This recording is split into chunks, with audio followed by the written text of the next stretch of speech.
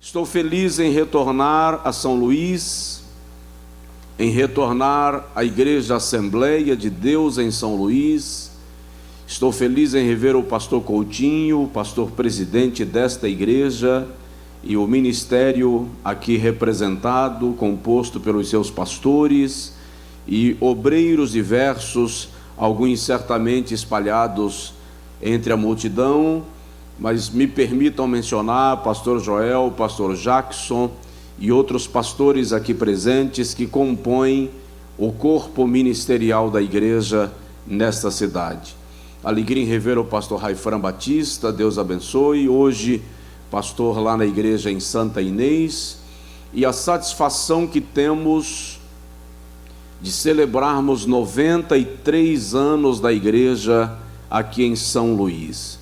93 anos não se constroem sem tribulações, sem muitas lutas e sem experiência de vitórias.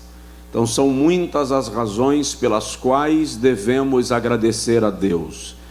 A conquista deste espaço, deste terreno, deste patrimônio e o empreendimento que aqui se desenvolverá é uma conquista que não pode passar desapercebida, desatenta, sem o devido valor.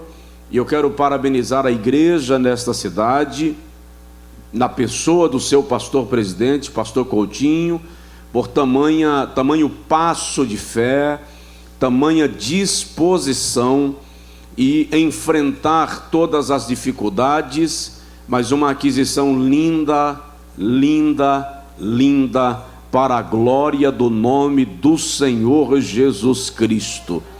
Sintam-se estimulados, sintam-se fortalecidos e não esqueçam que Deus é o maior patrocinador da sua obra. Amém? Eu quero compartilhar com os irmãos uma palavra que o Senhor trouxe ao meu coração. Abra comigo, por gentileza, a sua Bíblia no primeiro livro das Crônicas, primeiro livro das Crônicas, capítulo de número 4.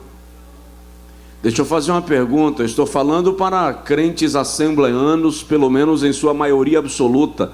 Quem trouxe a sua Bíblia, levanta e faz assim, por favor, dá uma... Isso, olha que coisa linda, irmão. Pega essa cena aí, câmera, que coisa linda, aleluia. Fiquemos todos de pé, por gentileza, se for possível, e abramos as nossas Bíblias no primeiro livro das Crônicas, capítulo de número 4.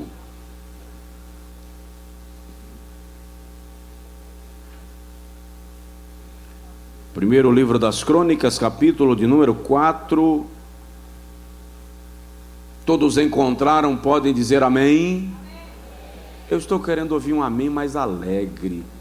Estou querendo ouvir um amém mais vivo. Eu estou com a pressão baixa, estou assim, com mais vontade de dobrar o joelho que de ficar em pé, mas parece que a sua pressão está mais baixa que a minha.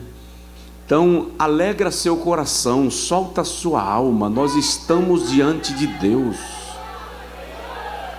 Nós estamos diante de Deus.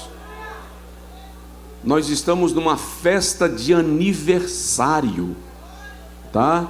E a senhora que está aniversariando está completando hoje 93 anos. Então nós temos muitas razões para fazermos festa e celebrarmos ao Senhor Jesus. Se a minha mãe tiver de Deus a dadivosa graça de alcançar 93 anos, com certeza eu vou fazer um bocado de barulho, vou fazer festa. Então a igreja na qual nós servimos ao Senhor está celebrando, somos nós, portanto, os aniversariantes, celebre. 1 Crônicas capítulo 4, versículo 9 e versículo 10 diz assim: foi Jabez mais ilustre do que todos os seus irmãos. A sua mãe lhe dera o nome de Jabez, dizendo: com dores o dei à luz.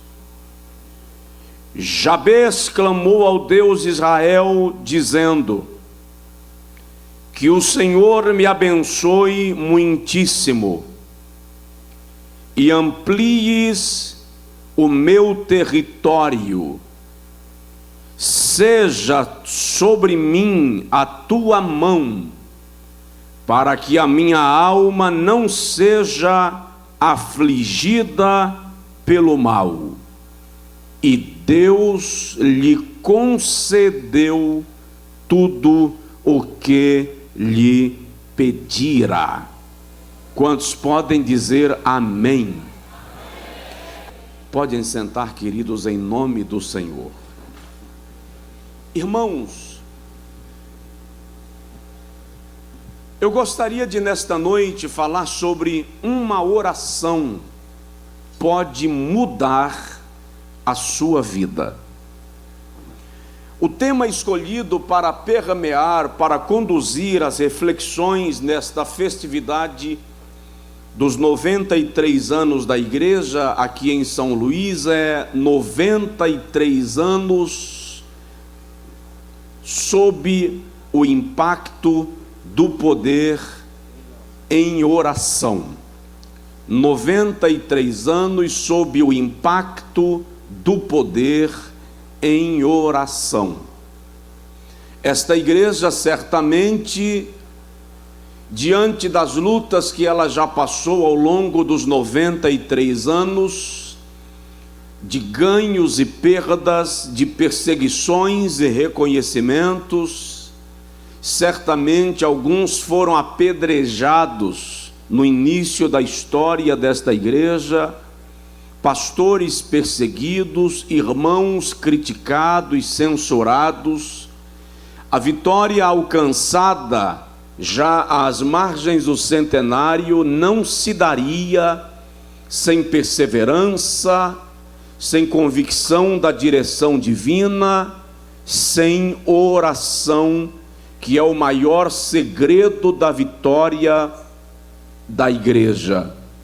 O que nos traz até aqui, o que nos leva adiante, não obstante obstáculos, adversidades, são as orações dos santos. E Tiago escreveu na epístola que leva o seu nome, que a oração de um justo pode muito em seus efeitos.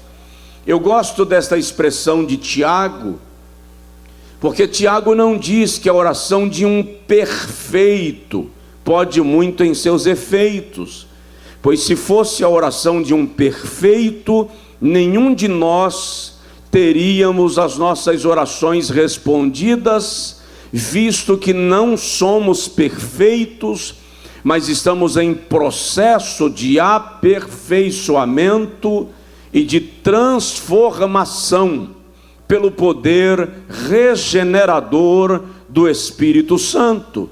Tiago não diz que a oração de um santo pode muito em seus efeitos, porque não obstante sejamos santificados e tenhamos sido santificados pelo sangue de Jesus, nós não chegamos ainda ao estado de glorificação, quando estaremos completamente livres da possibilidade de pecar.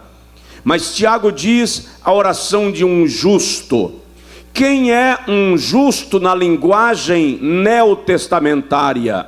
Justo é o pecador arrependido, que foi lavado e remido pelo sangue de Jesus de Nazaré.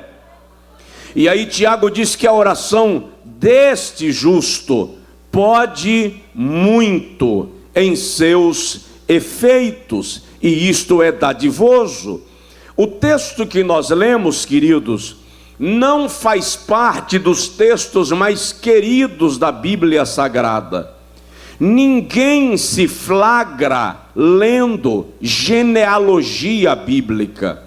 Não é uma leitura encantadora, não é poética, não nos traz, pelo menos à primeira vista, informações de maior envergadura para encantar a nossa expectativa pelas promessas de Deus.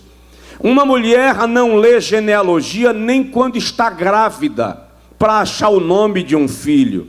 Até porque, se você dá uma olhadinha bem detalhada, não chega a ser tão inspirador para uma mulher grávida. Presta atenção nisso. Imagina uma grávida procurando o nome para o seu filho, e ela começa a ler: Quelube, irmão de Suá, gerou Amei, pai de Estom, que gerou Bet-Rafá, Pazeá, Teína, Naás, Kenaz, Otniel, Seraías.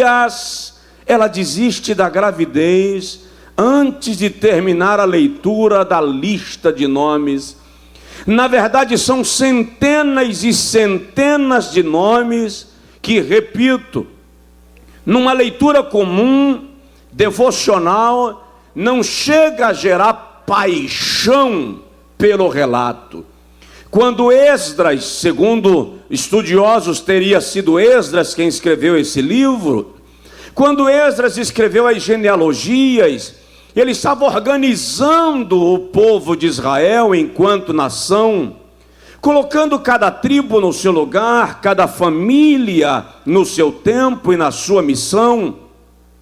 Mas de repente, pelo próprio Espírito de Deus, o escritor, o narrador, o cronista, abre um parêntese. Ele vem escrevendo: fulano gerou a fulano, que gerou a fulano, e ele para, e no versículo de número 8, ele menciona algumas famílias da tribo de Judá, e Esdras para falar de um moço cujo nome significa dor, sofrimento. E ele diz assim: e esse camarada, cujo nome significa dor, sofrimento, foi o mais ilustre dentre todos os seus irmãos.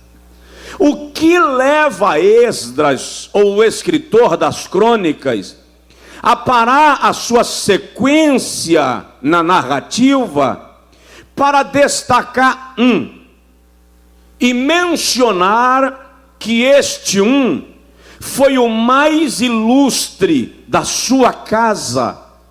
O que fez Jabez para merecer esta menção? Quando Jabez nasceu, entendem os estudiosos que de alguma forma e por alguma razão, ele causou muito sofrimento à sua mãe. Porque para o judeu, o nome era mais do que uma forma de diferenciar uma pessoa da outra.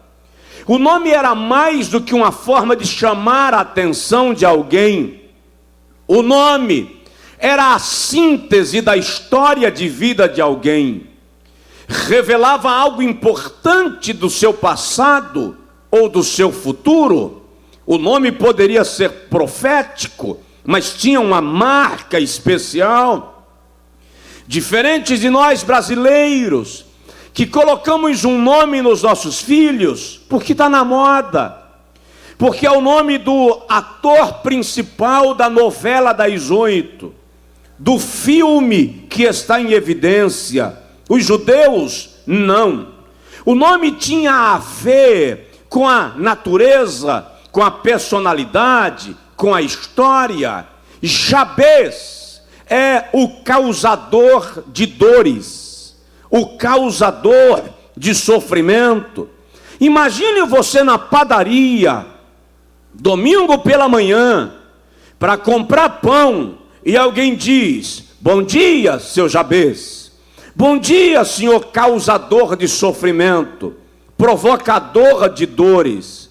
No entanto, esse camarada toma uma atitude na sua vida e na sua história que faz ele merecer o título de o mais ilustre dentre todos os seus irmãos. O que Jabez fez? Jabez não derrotou exércitos como Sansão.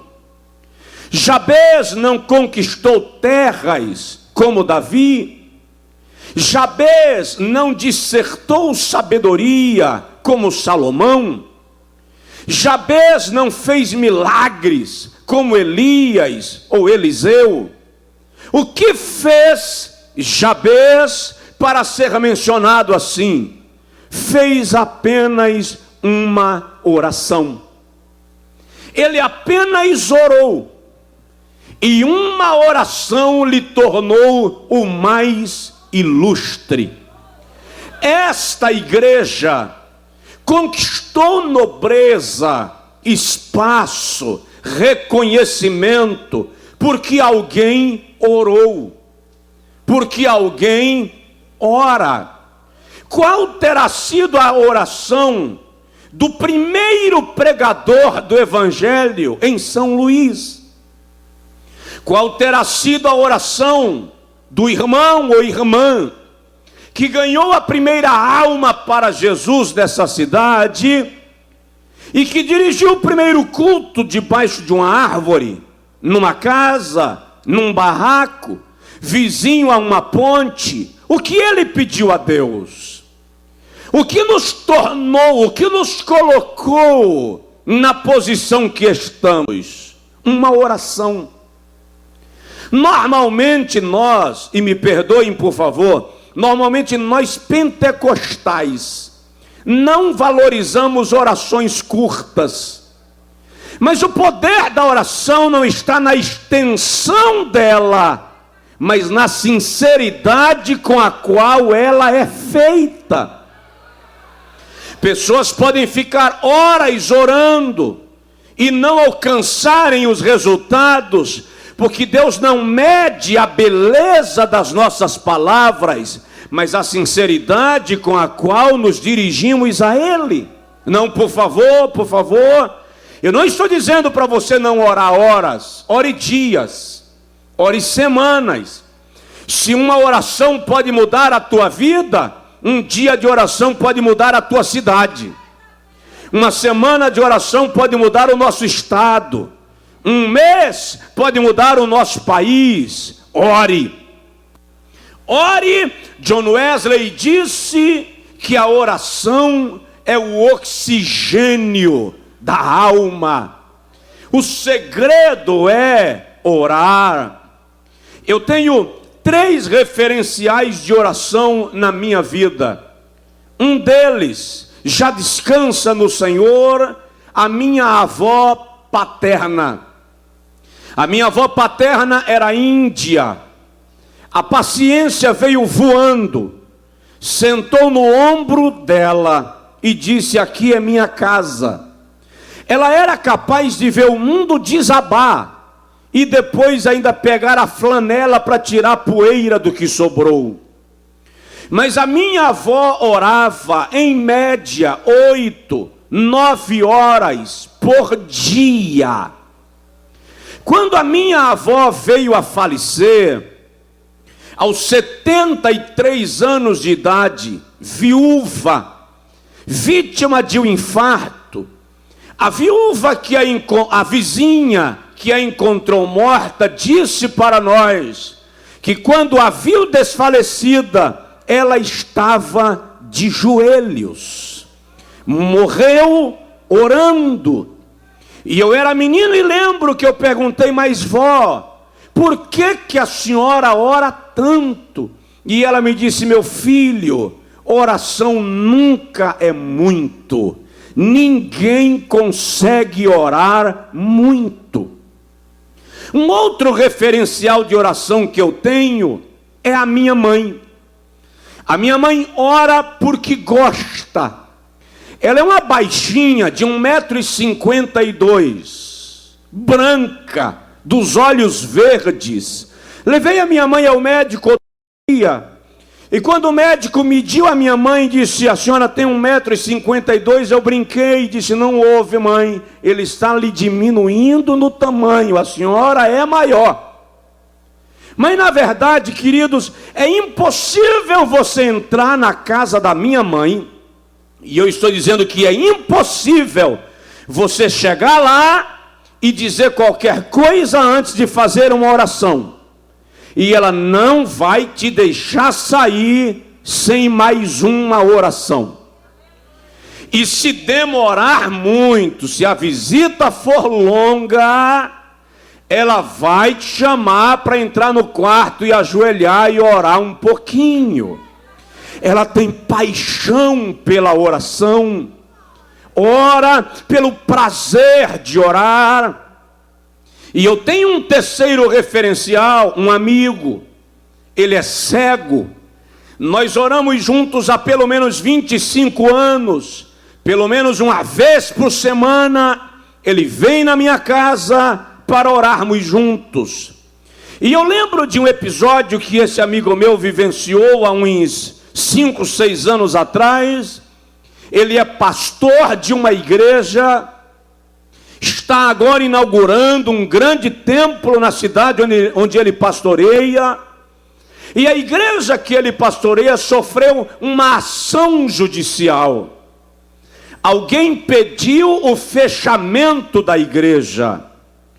E haviam meses de audiências e demandas e angústias e dificuldades. Naquele período, eu fui fazer o casamento da filha de um homem influente em Salvador. E estavam alguns juízes. E entre eles estava o juiz da comarca onde o meu amigo pastoreia. E eu fui conversar com o juiz. E ele me disse assim: pastor, eu sou simpático à causa da igreja. A minha mãe era evangélica.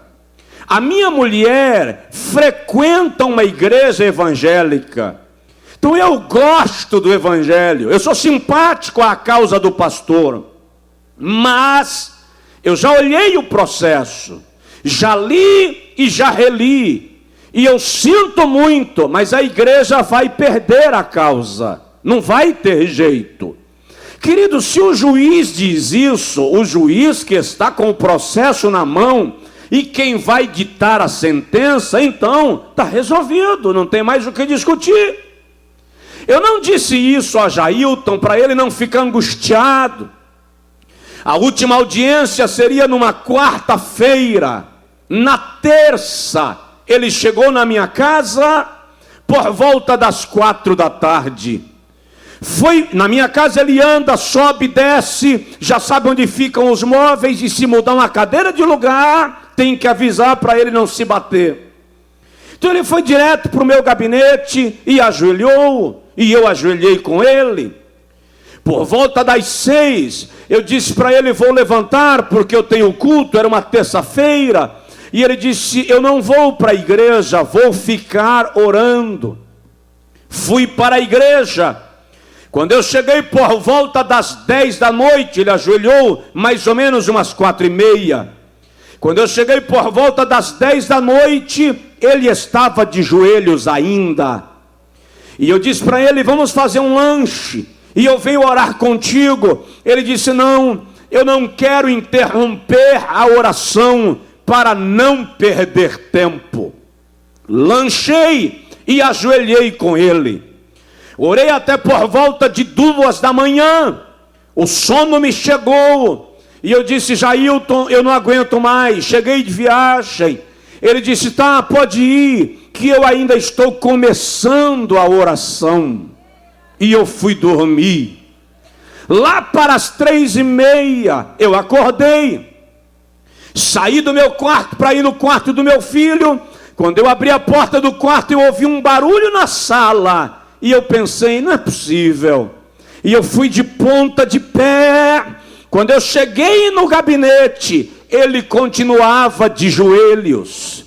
Voltei para a cama e fui dormir. 6h30, acordei para levar o meu menino para a escola. Quando eu saí do quarto, eu ouvi gemidos. E eu pensei comigo, não dá, aí é abuso. E eu fui de pontinha de pé, cheguei no gabinete. Jailton não estava mais de joelhos, agora ele estava deitado no chão. A camisa estava tão suada que estava pegada à pele, o colarinho virado por cima da cabeça, e ele apenas gemia e dava murro no chão, gemia e esmurrava o chão. Levei o meu menino para a escola e voltei.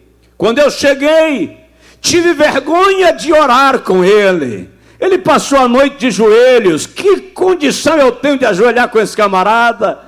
Entrei descalço para ele não me ouvir. Ajoelhei calado e orei sem abrir a boca. 10h30 da manhã, o telefone tocou. De joelhos eu atendi. Era a esposa dele. Ele disse: Josué, manda Jailton parar de orar. O que tinha que dar, já deu. A audiência terminou agora. E a igreja ganhou a causa. Dá para dar um brado de glória a Deus aí? Ô geração do centenário.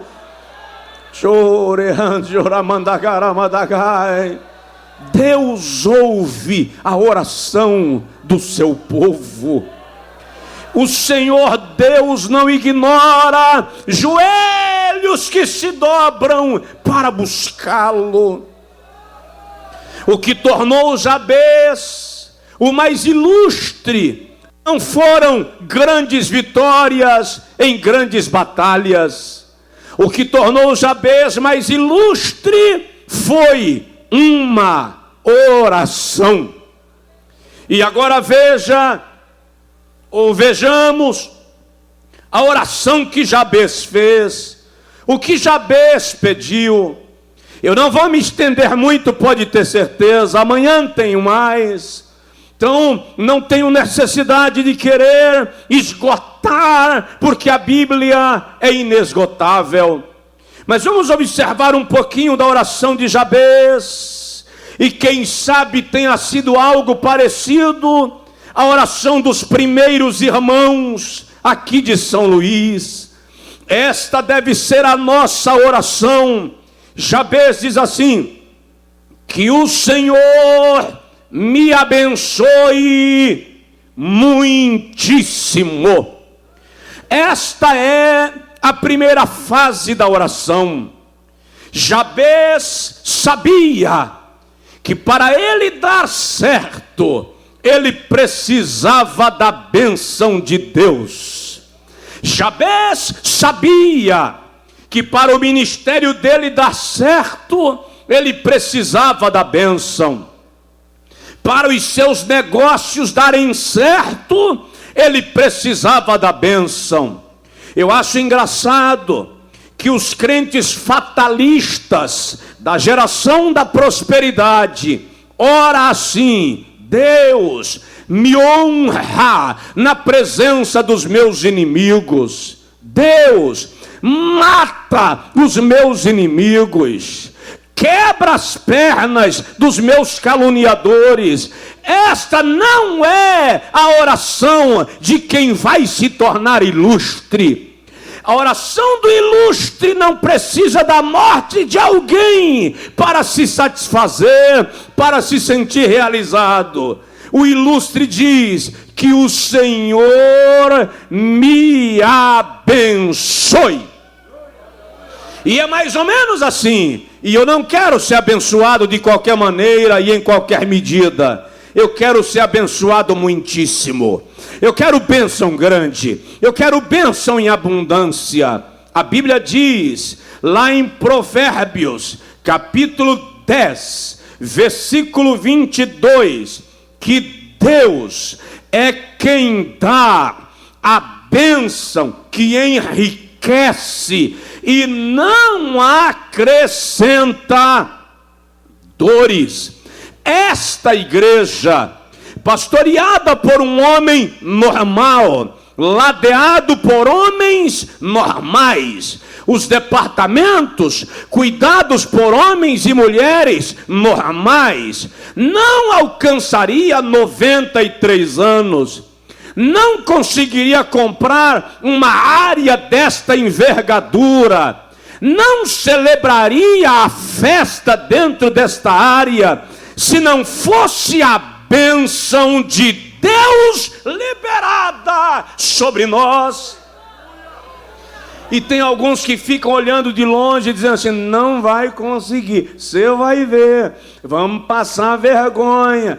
Podia ter comprado um trem mais barato, podia ter pensado em algo menor, mas, fica dando passo maior do que as pernas. Olha para cá, que o Senhor me abençoe muitíssimo.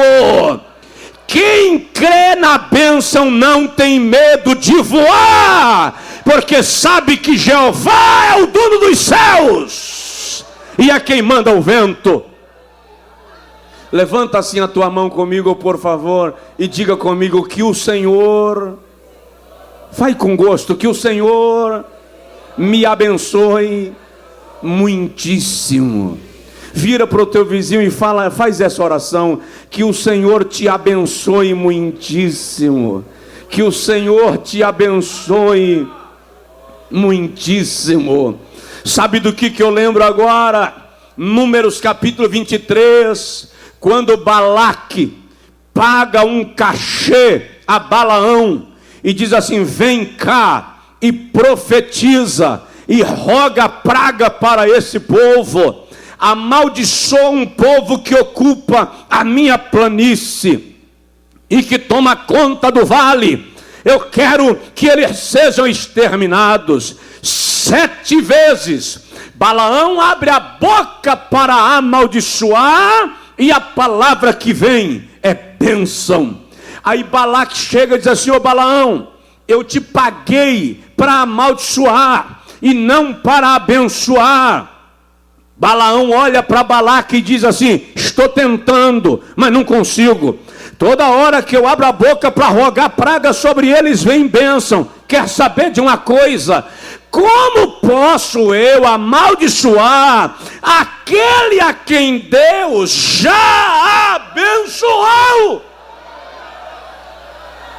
Aí Balaque pergunta, como é isso? Como é que você explica esse negócio? Balaão diz assim, é porque contra Jacó não vale encantamento, e contra Israel não prevalece a adivinhação.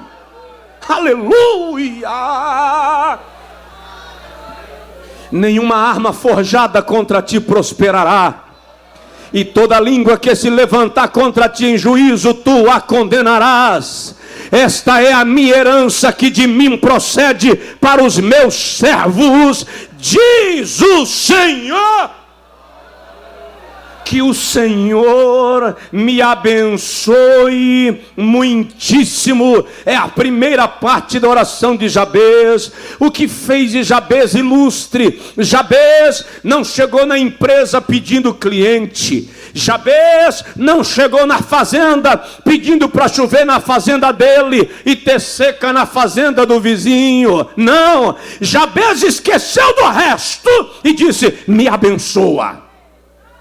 Me abençoa. Faz essa oração todo dia. Quando você acordar, abre os olhos e diz, me abençoa, me abençoa. Por quê? Porque quando Deus abençoa, olha o que ele diz a Abraão, eu abençoarei aos que te abençoarem, e amaldiçoarei aos que te amaldiçoarem. Quando você tem a bênção, praga não pega, macumba não prevalece, pó de pemba não faz efeito. Quando você tem a bênção, jogam maldição e saem sem dente, porque a bênção está na sua vida, porque Deus é Deus.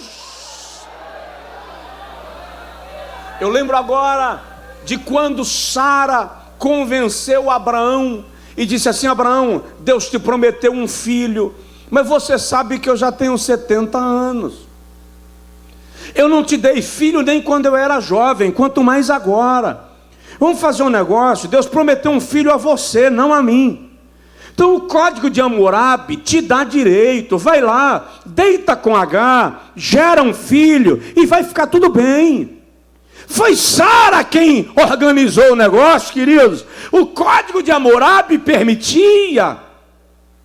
Quando Agar, a escrávida, se vê grávida, ela olhou para Agar e disse: tu és senhora, mas quem está grávida sou eu.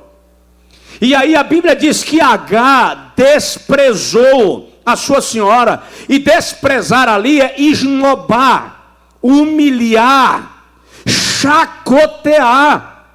E Agar, quando deu uma pirraçada em Sara, pode ler a Bíblia, Sara parece uma mulher meio nervosa. Sara parece uma mulher de temperamento forte. Você vai ver em Gênesis 19, meio-dia, é meio-dia, gente.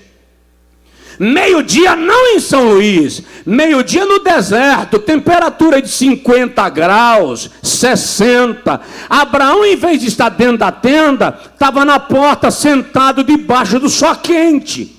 Para o camarada sentar debaixo do sol de 60 graus, meio-dia, a tenda tem algum ambiente agradável. Então Sara é uma mulher meio forte. Quando Agar esnoba Sara, Sara deu, como chama lá na Bahia, uns petelecos em Agar. A Bíblia diz que Sara castigou Agar.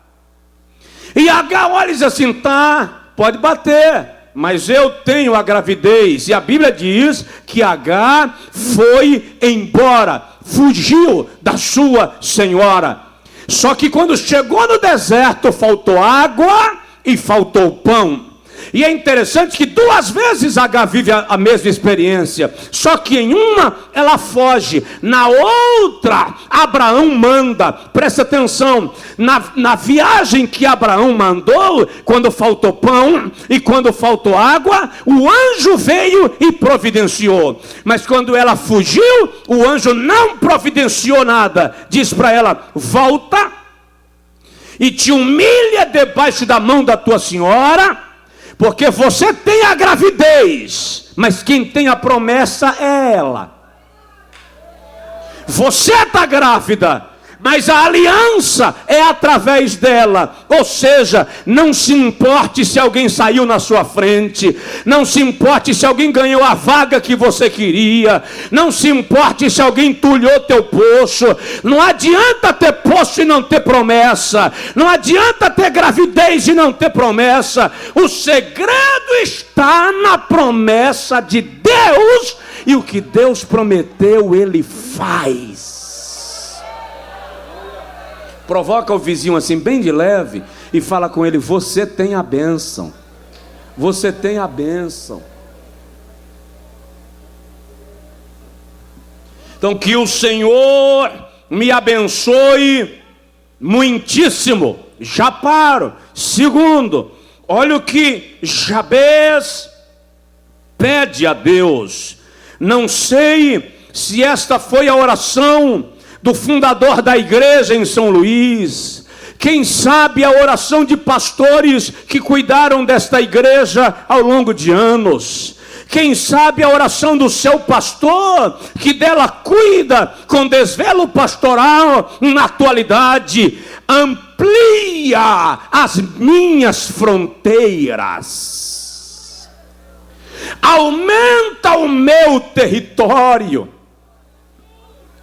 estende o meu espaço, me dá largueza, me faz avançar. Olha Isaías 54, amplia o lugar da tua tenda, e estendam-se as cortinas das tuas habitações. Não impeças, alonga bem as tuas cordas e firma bem as tuas estacas, porque transbordarás para a direita e para a esquerda, e os que virão depois de ti possuirão as nações. Esta igreja já possui as nações. Ela tem missionário dos 5 continentes do mapa mundi. Deus está ampliando os termos, amplia as minhas fronteiras. Agora presta atenção: ampliar território não é para covardes. Ampliar território é para quem tem a coragem de avançar. Eu tenho um filho de 18 anos. Ele está um pouco maior do que eu. E ele dizia sempre que o prazer, meu pai, eu vou ter alegria no dia que o senhor, para falar comigo, tiver que olhar para cima. Eu te mando sentar, moleque. Você senta. Mas uma certa feita, 3 anos atrás, ele começou a sentir dores nas articulações, dores nos ossos, e doía que acordava à noite, dores fortes. E eu me preocupei com esse negócio, fomos no médico. Depois de fazer alguns exames, o médico disse: eu sei qual é o problema, mas vou fazer por questão de segurança. Quando terminou todos os exames, o médico disse assim: a dor vai parar. Quando? Quando você parar de crescer. Aí eu perguntei: como assim? Ele disse: pastor, crescer dói. Enquanto você cresce, as articulações doem, porque elas estão vivendo um processo de esticamento. Dá uma olhadinha, dá uma sacudidela de leve no seu vizinho e diz para ele assim: crescer dói. Crescer dói. Ninguém cresce na bonança. Por quê? Porque na bonança nós temos a tendência de nos acomodarmos na zona de conforto. É na pancadaria que você cresce. Os seus atos de coragem foram muito mais ousados quando você estava sendo desafiado e confrontado. Se você não tivesse sido confrontado, se a oposição não se tivesse levantado, se Sambalate e Tobias não tivesse se mexido, a muralha não teria sido concluída em 52 dias. Então pancada não é para te matar, pancada é para te tirar do lugar. Quando a águia quer ensinar o filhote a voar, ela tira algodão do ninho e deixa espinho. Então muitas vezes, quando você começa a sentir os espinhos, não é porque Deus está querendo matar você, ou porque você está em pecado. É porque Jeová quer que você voe mais alto. Aí Ele te tira do ninho, te tira da zona da acomodação. Não tenha medo de tribulação, não tenha medo de calúnia, não tenha medo de levante, não tenha medo de oposição. Ande na presença de Deus e deixa quem quiser se levantar, porque Deus é quem te leva aonde Ele quer.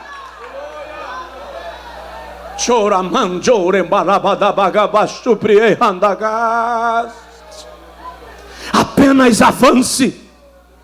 Eu ouvi esses dias um pastor norte-americano dizendo o seguinte: é normal cachorro latir para a lua.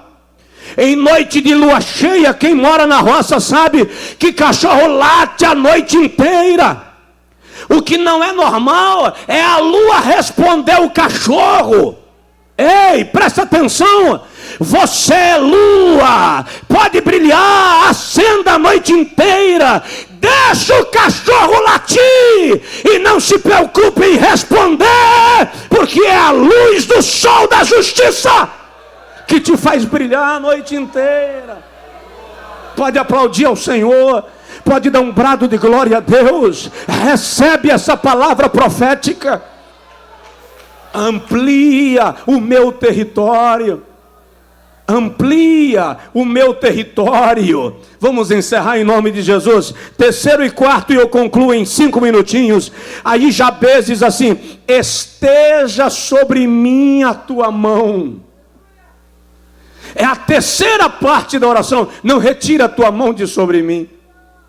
Por quê?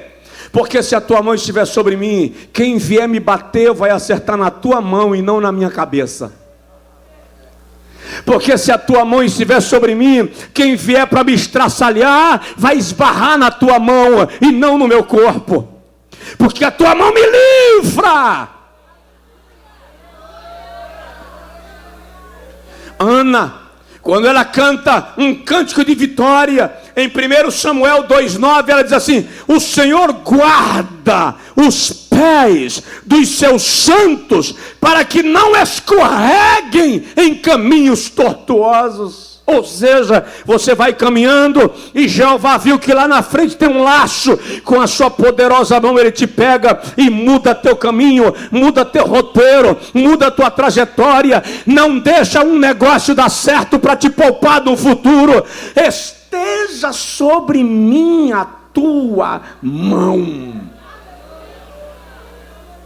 O irmão já parou para analisar que quando Jeová abriu o mar vermelho, ele abriu com a mão.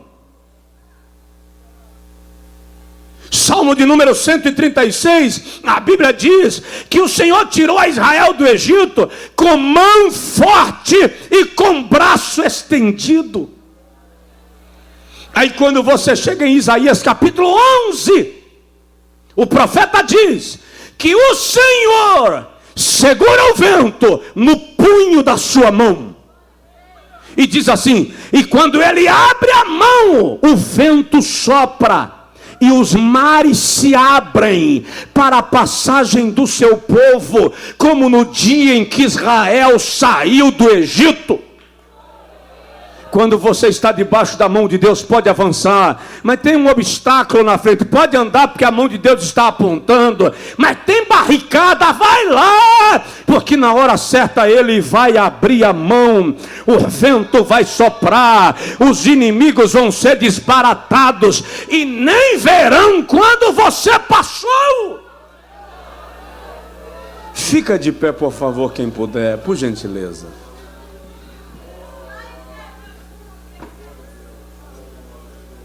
Deixa eu dizer uma coisa para vocês que eu tenho absoluta certeza. Deus está aqui.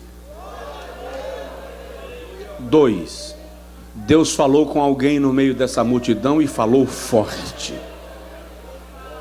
Falou poderosamente. Por que tudo isso? Por que eu quero a bênção? Por que eu quero que o Senhor amplie os meus termos? Por que eu quero que a tua mão esteja sobre mim? Para que a minha alma não seja afligida pelo mal. Não deixa o diabo me alcançar. É isso que Jabez está dizendo. Não deixa o mal me alcançar. Me guarda da tentação.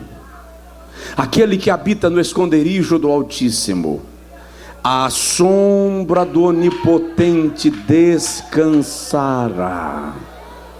Direi do Senhor, Ele é o meu Deus. O Altíssimo é a tua fortaleza, a habitação. Nenhum mal te sucederá, nem praga alguma chegará à tua tenda. Não temerás espanto noturno, nem seta que vai de dia, nem mortandade que assole na escuridão, e nem peste que age ao meio-dia. Por quê? Porque 1000 cairão ao teu lado, 10.000 à tua direita, mas tu não serás atingido. Tu não serás atingido. Estenda o dedão assim de profeta de Deus, vira para o irmão do seu lado e diz para ele: tu não serás atingido. Profetiza o salmo para ele aí: tu tu não serás atingido. Por quê? Porque Deus é com você, para que a minha alma não seja afligida pelo mal. Para que a minha alma não seja afligida pelo mal. Quando eu era menino, desculpa aí, tá? Eu briguei muito nas escolas, mas briguei muito. E de vez em quando um grandalhão ia bater no menor, e lá o camarada fazia um risco no chão, não sei se aqui no Maranhão os meninos briguentos faziam isso. Exatamente, fazia o risco no chão, dizia, quem passar por lado de cá é porque a mãe é... Aí a casa caía. Mas não, quando o grandão vinha para bater no menor, vinha outro top dele, entrava na frente e dizia assim, só se você bater em mim primeiro. É assim que eu vejo a batalha espiritual. Satanás arma de lá, se programa e diz assim, eu vou acabar com ele, vou arrebentar com ela. Dessa vez eu quero ver ficar pedaço. E vem com força. Quando ele vem com toda velocidade, Jesus atravessa e diz assim, vai ter que passar por mim primeiro. Parou, acabou. Aí quem viu o poeirão, quem viu a bagunça, quem viu a barulheira, e depois você viu, faz assim, como é que ele saiu dessa? Simples, Jesus atravessou. Para que a minha alma não seja afligida pelo mal. Coloque uma mão no peito, por favor, e a outra levante aos céus.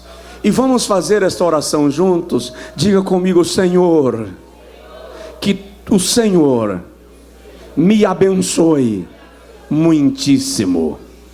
Amplia as minhas fronteiras, estende sobre mim a tua mão, para que a minha alma não seja afligida pelo mal.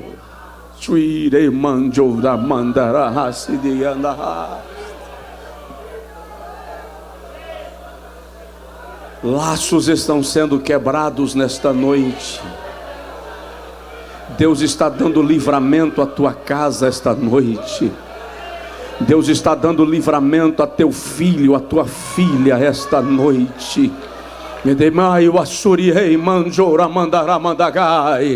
O Senhor Jeová Todo-Poderoso vai abrir caminhos para você passar, porque a sua mão está sobre ti.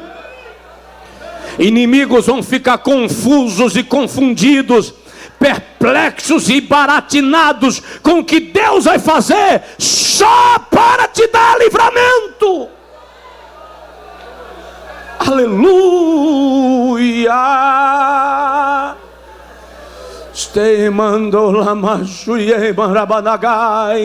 Aleluia, dê um glória a Deus, dê um brado de glória. Ore por sua casa agora. Faz essa oração por sua casa.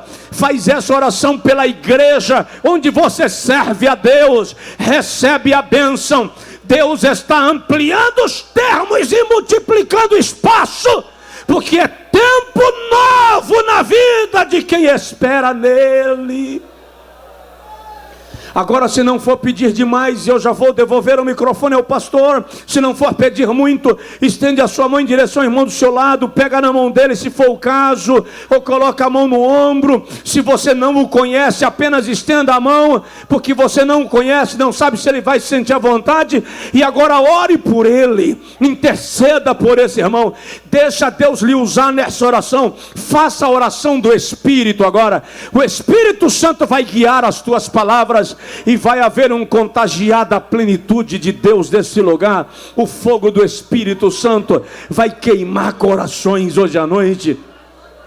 Tem gente que veio para cá hoje à noite amargurado, entristecido, acabrunhado, coração travado, E o Espírito de Deus te trouxe aqui para te confortar, para alegrar a tua alma, para fortalecer o teu espírito. Recebe uma palavra de fé.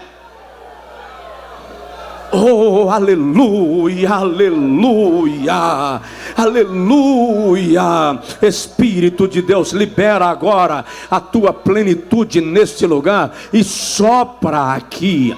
Sopra neste lugar agora, renova o teu povo no meio desta multidão, renova o teu povo, Senhor, em nome de Jesus de Nazaré. Aleluia, aleluia.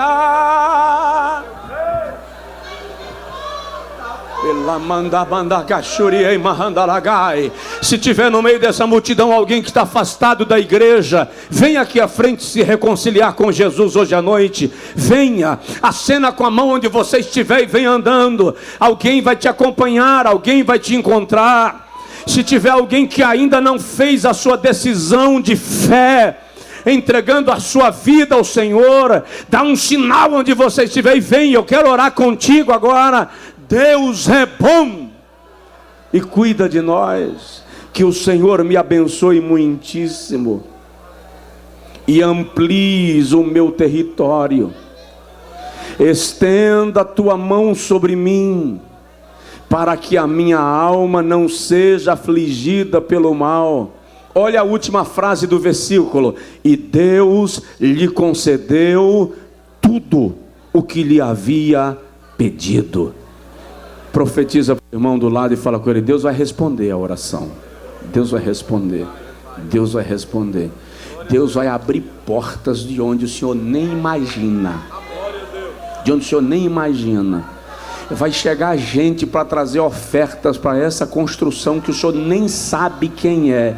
E vai ter caso que vai vir oferta milionária. Eu estou falando de dinheiro muito, que o senhor nem vai saber quem foi que mandou. Porque Jeová vai fazer isso para fortalecer, confortar a tua alma e glorificar o seu nome, que é Senhor no céu e na terra. Recebe! Porque Deus está aqui.